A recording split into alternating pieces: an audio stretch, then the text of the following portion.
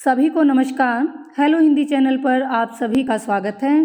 तो प्रिय विद्यार्थियों, हम प्रतियोगी परीक्षाओं की तैयारी में आधुनिक काल पढ़ रहे हैं, जिसमें हमने छायावाद का अध्ययन शुरू किया हुआ है। तो छायावाद के ही कार्य को आगे बढ़ाते हुए हम शुरू कर रहे हैं। देखिए, छायावाद हमने पढ़ लिया, तो छायावाद युगीन अन्य काव्य प्रवृत्तियाँ। इसमें मैं आपको एक बात बता देना चाहती हूँ कि छायावाद के बाद अगला युग शुरू होता है प्रगतिवाद। तो ये जो काव्य आज मैं आपको पढ़ाने जा रही हूँ, ये छायावाद और प्रगतिवाद के बीच का काव्य कहा जाता है। इसे उत्तर छायावादी काव्य भी कहा गया है, क्योंकि ये जो काव्य प्रवृत्तियाँ हम पढ़ेंगे, ये छायावाद के बाद की हैं और प्रगतिवाद से पहले की हैं। तो छायावाद और प्रगतिवाद के बीच का काव्य हो गया। तो ये जो उत्तर छायावादी काव्य हम पढ़ रहे हैं आज, इसमें इसको हम दो भागों में बांट सकते हैं। दो तरह की कविता इस समय लिखी गई। एक थी राष्ट्रीय सांस्कृतिक धारा, ये नाम अभी नीचे आपको दिखाई दे रहा है ना, राष्ट्रीय सांस्कृतिक काव्य धारा, ठीक है। और दूसरी धारा थी प्रणयमूलक व्यक्तिक काव्य धारा, यानी जिसको उन्मुक्त प्रेम मार्गी काव्य भी हम कह सकते हैं। तो ये दो धाराएं हम उत्तर छायावादी काव्य में पढ़ते हैं। देखिए, छायावाद युगीन अन्य काव्य प्रवृत्तियाँ क्या हैं। माखनलाल चतुर्वेदी एक भारतीय आत्मा उपनाम से सुविख्यात हैं, प्रसिद्ध हैं। एक भारतीय आत्मा उपनाम माखनलाल चतुर्वेदी का है। माखनलाल चतुर्वेदी का प्रथम कविता संग्रह हिम किरीटनी, जो सन 1943 ईस्वी उस समय प्रकाशित हुआ जब द्विवेदी युग, छायावाद युग और प्रगतिवाद युग तीनों समाप्त हो चुके थे। राष्ट्रीय सांस्कृतिक धारा के कवि, जो मैंने अभी आपको बताया कि सबसे पहला वर्ग इसमें हम कहेंगे राष्ट्रीय सांस्कृतिक काव्य धारा, तो उसके जो प्रमुख कवि हैं उनके नाम यहाँ पर हैं। माखनलाल चतुर्वेदी हैं, इस तरफ उनका जीवन काल लिखा हुआ है, सभी देख लेंगे। बाल कृष्ण शर्मा नवीन, उदय शंकर भट्ट, सुभद्रा कुमारी चौहान, रामधारी सिंह दिनकर, और उनके बाद हैं जगन्नाथ प्रसाद मिलिंद, भगवती चरण वर्मा, नरेंद्र वर्मा, रामेश्वर शुक्ल अंचल, आरसी प्रसाद सिंह, केदारनाथ मिश्र प्रभात, श्याम नारायण पांडे, सोहनलाल द्विवेदी और रांगेय राघव, ठीक है। ये राष्ट्रीय सांस्कृतिक काव्य धारा के कवि हैं। उसके बाद हिम किरीटनी, अभी हम माखनलाल चतुर्वेदी का ही वर्णन पढ़ रहे थे ऊपर। तो हिम किरीटनी पर चतुर्वेदी जी को देव पुरस्कार मिला। सागर विश्वविद्यालय ने इन्हें ऑनरेरी डॉक्टरेट की उपाधि भी प्रदान की। ये माखनलाल चतुर्वेदी जी को देव पुरस्कार मिला हिम किरीटनी पर, और ऑनरेरी डॉक्टरेट की उपाधि उनको प्राप्त हुई सागर विश्वविद्यालय से। सन 1963 ईस्वी में भारत सरकार ने माखनलाल चतुर्वेदी को पद्म भूषण की उपाधि से सम्मानित किया था। कैदी और कोकिला, ये जो कविता है चतुर्वेदी जी की अत्यंत प्रसिद्ध रचना है। इसमें जेल का वातावरण एकदम सजीव हो उठा है। रात्रि के अंधकार में जब कोयल कूक उठती है तो राजनीतिक बंदी का दुख और भी घनीभूत गहरा हो उठता है। वह दुख अपने लिए नहीं, देश के लिए है। अतः उसके अंतस में विद्रोह की भावना और भी तीव्र हो उठती है। इस कविता का अंत आशावादी है। भी जब कोयल की कूक कवि को सुनती है तो वो पूछता भी है कि तुम इतनी रात्रि में क्यों कूक रही हो। और इस तरह से कोयल और कवि का वार्तालाप है। कवि कहता है कि मेरा तो ये एक छोटे से काल कोठरी में मैं बंद हूँ और मुझे जो है ये हथकड़ियों रूपी आभूषण पहनाए हुए हैं, लेकिन तुम तो स्वच्छंद हो। तो इस प्रकार से ये कैदी और कोकिला कविता में कवि और कोयल का वार्तालाप है। तो इस कविता का अंत कैसा है, आशावादी है। पुष्प की अभिलाषा माखनलाल चतुर्वेदी के जीवन का आदर्श है। माखनलाल चतुर्वेदी ने छायावाद युग के विषय राष्ट्रीयता, प्रेम, अध्यात्म और प्रकृति चुनी है। ये छायावाद के विषय राष्ट्रीयता भी है, प्रेम, अध्यात्म और प्रकृति पर अभिव्यक्ति की आत्मा द्विवेदी युग की है। विषय कौन से लिए हैं चतुर्वेदी जी ने? छायावाद के। और अभी उनको व्यक्त करने का जो तरीका है वो किसका है? द्विवेदी युग का। अतः इन्हें द्विवेदी युग का कवि समझना चाहिए। माखनलाल चतुर्वेदी को हिमतरंगिनी काव्य के लिए साहित्य अकादमी पुरस्कार 1955 ईस्वी से भी सम्मानित किया गया। हिमतरंगिनी पर ये दूसरा पुरस्कार है जो नहीं, वो हिम किरीटनी पर था, ठीक है, देव पुरस्कार जो मिला था ऊपर हमने पढ़ा था। अब हम बात कर रहे हैं हिमतरंगिनी की। हिमतरंगिनी पर उनको साहित्य अकादमी पुरस्कार प्राप्त हुआ। बाल कृष्ण शर्मा नवीन की कुछ रचनाओं में छायावादी भावबोध विद्यमान है, किंतु उनका मुख्य स्वर राष्ट्रीयता और देश प्रेम का है।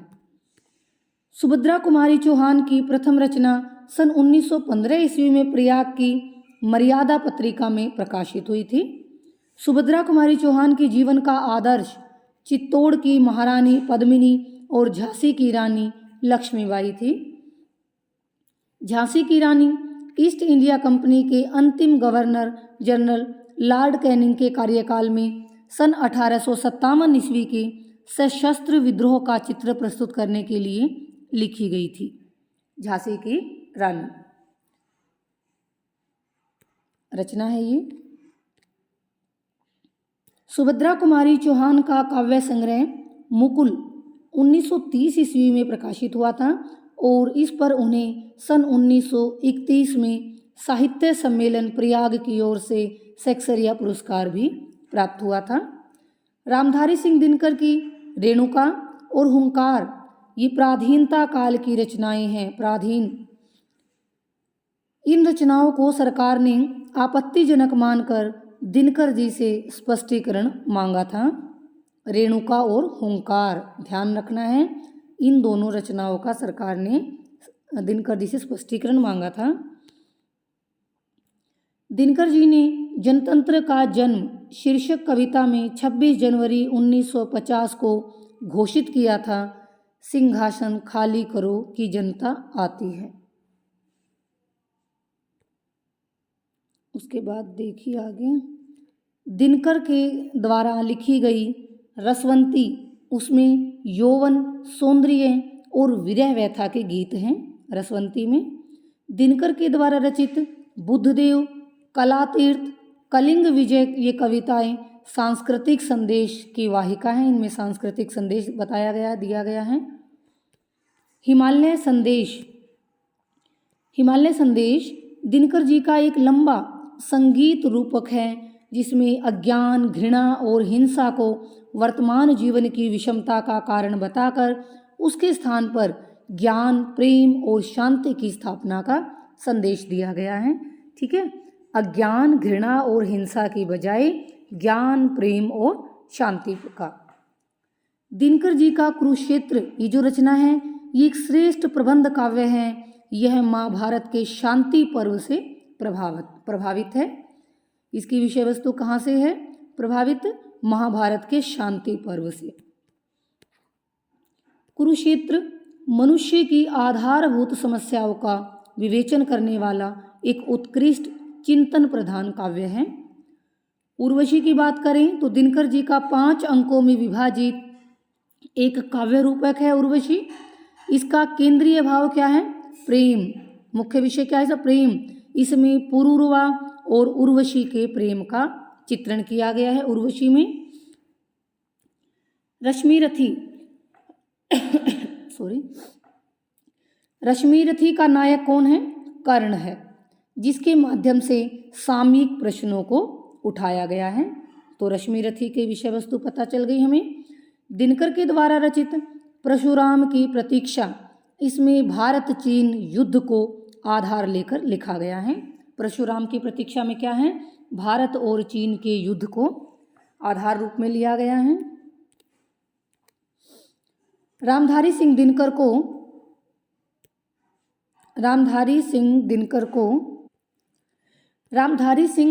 को राष्ट्रीय जागरण तथा भारतीय संस्कृति का कवि माना गया है।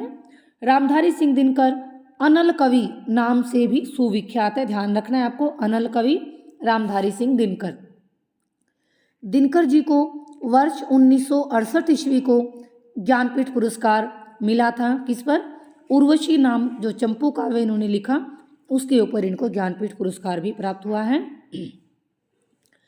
सियाराम शरण गुप्त के नकुल, सोहनलाल द्विवेदी के कुणाल, श्याम नारायण पांडे की हल्दी घाटी, गुरु भक्त सिंह की नूरजहां आदि में अतीत के गौरवशाली चित्र खींचे गए हैं और उन्हें सामयिक संदर्भों से जोड़ा गया है। ये इनकी रचनाएं हैं। सियाराम शरण गुप्त का नकुल है, द्विवेदी का कुणाल है, पांडेय का हल्दी घाटी, गुरु भक्त की नूरजहां। उसके बाद देखिए दूसरा जो मैंने बताया था ना आपको, तो दो वर्गों में हम इसे बांटेंगे उत्तर छायावादी काव्य को। पहला मैंने आपको अभी तक बताया राष्ट्रीय सांस्कृतिक काव्यधारा, और दूसरा है उन्मुक्त प्रेम मार्गी काव्य, जिसे आप प्रणय प्रेम से युक्त व्यक्तिक काव्य भी कह सकते हैं। उत्तर छायावादी युग में कवियों का प्रेम वर्णन स्वच्छंद और उन्मुक्त है। इसमें निराशा या व्यवस्था की झलक नहीं है। डॉक्टर नगेंद्र ने इसे व्यक्तिक प्रेम की कविता माना है। ठीक है, अभी जो मैंने आपको बताया ना व्यक्तिक प्रेम, तो ये प्रणय मूलक व्यक्तिक काव्यधारा भी इसको कह सकते हैं। नगेंद्र ने इसे व्यक्तिक प्रेम की कविता माना है। डॉक्टर बच्चन सिंह ने इसे नव्य स्वच्छंदतावादी काव्य कहा है। ध्यान रखना है आपको। हरिवंश राय बच्चन को उमर खयाम का जीवन दर्शन बहुत पसंद आया। खयाम की रुबाइयों से प्रेरित होकर बच्चन ने मधुशाला, मधुबाला और मधु कलश की रचना की और हिंदी में एक नवीन वाद का प्रचार किया जो हालावाद के नाम से प्रसिद्ध हुआ। ठीक है, इनको त्रय भी, इन रचनाओं को त्रय नाम से भी जानते हैं, मधुशाला, मधुबाला, मधु कलश, जिन पर किसका प्रभाव है? उमर खयाम की रुबाइयों का। मधुबाला, मधुशाला, मधुबाला, मधु कलश, इनकी लोकप्रियता का कारण बच्चन की सहज सरल भाषा, रूढ़ियों और अंधविश्वासों पर करारा प्रहार, प्रेम और मस्ती की अनुभूति आदि हैं। ये इनकी प्रसिद्धि के हैं, इसीलिए ये लोकप्रिय हुई। हरिवंश राय बच्चन को शय होता है नष्ट होने वाला, शयी रोमांस का कवि भी कहा गया है, ये भी ध्यान रखना है। हरिवंश राय बच्चन को 1968 ईस्वी का साहित्य अकादमी पुरस्कार प्राप्त हुआ। किस पर? दो चट्टानें जो इनका काव्य था उसके ऊपर इनको साहित्य अकादमी पुरस्कार सन 1968 ईस्वी में प्राप्त हुआ। भगवती चरण वर्मा की मधुकण और प्रेम संगीत, मधुकण और प्रेम संगीत, इसमें मस्ती और प्रेम संबंधी रचनाएं हैं। नरेंद्र शर्मा हरिवंश राय बच्चन से अत्यधिक प्रभावित हैं। इनकी कविता में लौकिक प्रेम के ही विविध दृश्यों की भरमार देखने को मिलती है। तो नरेंद्र शर्मा किससे प्रभावित हैं? हरिवंश राय बच्चन से प्रभावित हैं। रामेश्वर शुक्ल अंचल को हिंदी काव्य साहित्य में मानसलवाद का प्रवर्तक माना गया है। ध्यान रखना है, रामेश्वर शुक्ल अंचल मानसलवाद के प्रवर्तक। हिंदी में हालावाद की अवधि सन 1933 से 1936 ईस्वी तक है। इस विधा के जो कवि हैं उनके नाम देख लीजिए, प्रमुख कवि यहाँ पर लिखे हैं। हरिवंश राय बच्चन हैं, 1907 से 2003 ईस्वी इनका जीवन काल है। जानकी वल्लभ शास्त्री 1916 से 2011 ईस्वी। शिवमंगल सिंह सुमन 1915 से 2002 ईस्वी। शंभुनाथ सिंह 1917 से 1994 ईस्वी। और गोपाल सिंह नेपाली 1913 से 1981 ईस्वी। तो ये थी छायावादोत्तर काव्य।